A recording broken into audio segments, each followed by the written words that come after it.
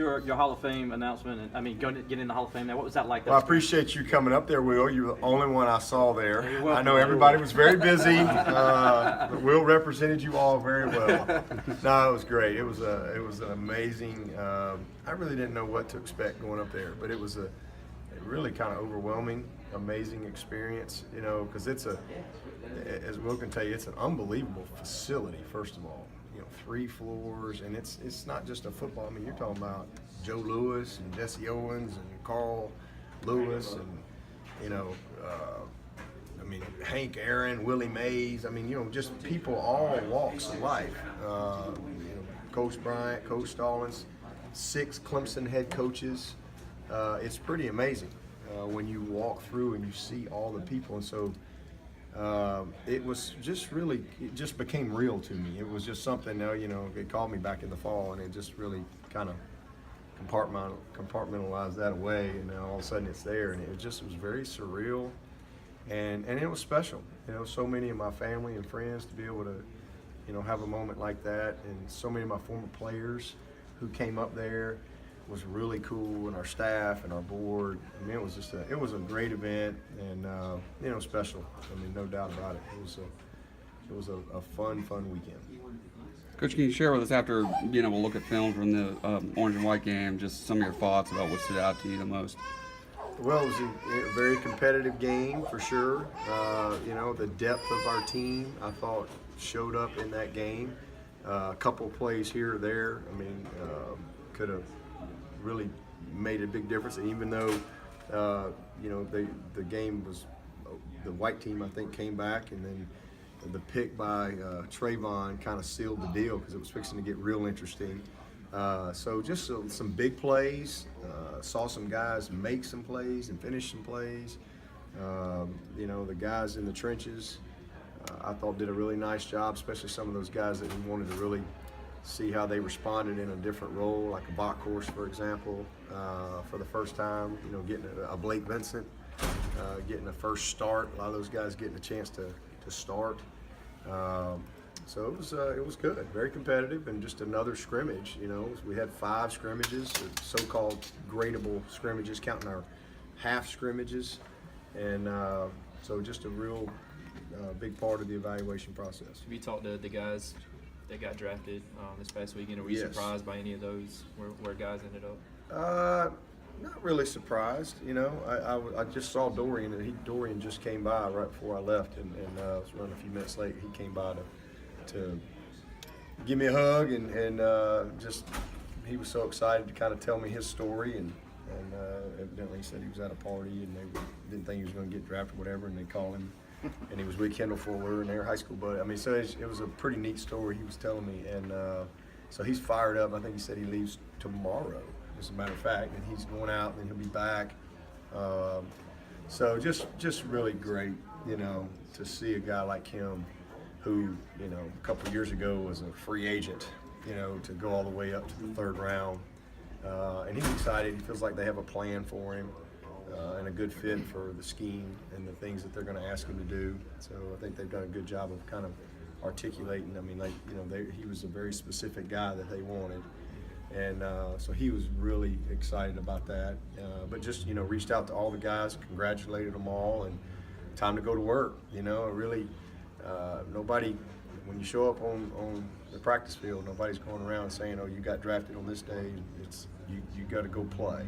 That's why Adam Humphries makes it, an undrafted tryout free agent. You still got to be able to play.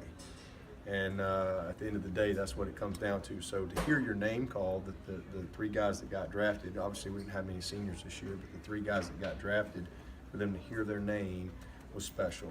And, a couple of guys that didn't get drafted, I think they hoped they would, but I don't think anybody was surprised. It was you could or couldn't, but good to see those guys land and get some opportunities, and I don't have any doubt they'll take full advantage of it. I know there's still a few final exams to go, but do you expect everybody to be okay academically? Yeah, I think so. We'll see. Got a long way to go in the summer, but I don't think anybody. I don't think the only guy that I'm worried about is Sawicki. and he's a great student. It's just he transferred in from, he's a walk-on that came out, made the team, and you know, you got the degree percentage completion thing or whatever, and so I'm not sure if he's going to be eligible. And he did a good job for us this spring. It was really nice having him out there, but that's really the only one that I'm concerned about. You're going to have Spires and Wolford and guys graduating next week. Yeah. How about that Tiger? I just think it's awesome, you know, to see those guys come back and finish, and you know, it just says a lot. I think it sends a great message to your current players. You know, here's guys that are 50 walking across the stage because it means something. It sends a big message, and it just further enhances what we talk about all the time, and that's just the value of education. And that's the culture that we have. There's no doubt about it. And you know, the guys that haven't finished yet, you know, they're going to finish. So I'm proud of those guys. We've had several of them that have come through, but you know, Donnell and Bill have been awesome. They've done a good job for us, and really happy to see them accomplish that. Coach, you talked about how important the summer workouts are for these guys and their preparation for August. For the freshmen that haven't enrolled yet, how important are the next couple of months for them? I know you're going to be counting on a couple DBs, Justin Ross coming in. How much are you able to communicate with those guys? Oh, a ton. You know, we send them you know, they've got the same lifting program that our guys have been doing, you know, since they signed. That's one of the things we do. We send them a training program so that they can train, and we've got to, you know, they can go to the website and make sure they've got the right techniques and understand how to do it. So that way, when they come in the summer, you can pretty much tell who's been working and who hasn't.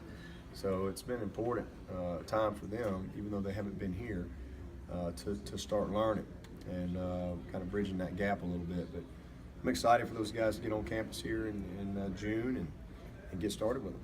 Was he on sliding?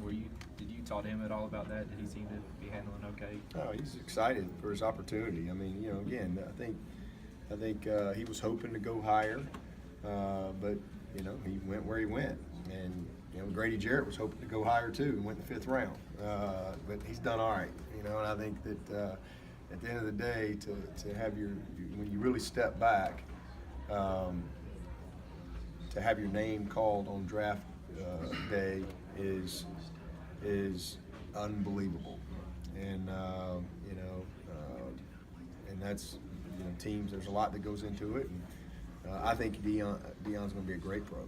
I think he'll be a better pro than a college player, to be honest with you, just simply because he's just now, in my opinion, he's got a foundation to really become a great receiver. He wasn't a receiver. He's played 2.5 years of receiver. So he's learned a lot. He's developed a lot, technically and fundamentally, but he's still got a ways to go. But he's got a good foundation, I think, to go and grow on and build upon. So I think he's going to be an excellent pro. I think it's a great fit for him. He's going to be fast on that turf. So I'm excited, and he's just, you know, ready to get to work and go make the best of his opportunity. But he was fully aware that he could go anywhere from probably the 3rd round to free agent. And I think that's things that we talked about, and I think he was at peace with that prior to you know, when he first told me what his decision was, because I want to make sure he really understood there was no guarantees. So absolutely, there's no doubt he would like to have gone higher, but the fact that he was drafted as a junior and a guy that's played 2.5 years of receiver, and especially to a place like Indy with a great quarterback and a great facility to play in, I think he'll be fine. Okay, guys, sorry.